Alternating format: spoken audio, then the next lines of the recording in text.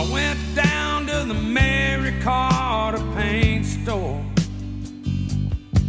I said, give me one of them Smith & Wesson Magnum 44. Yeah. Cause there's a man that the law let loose and justice was not done. This man killed my wife and my only little son.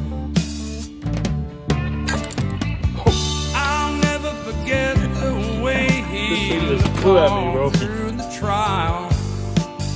He had his big name lawyer and he had that smirky smile.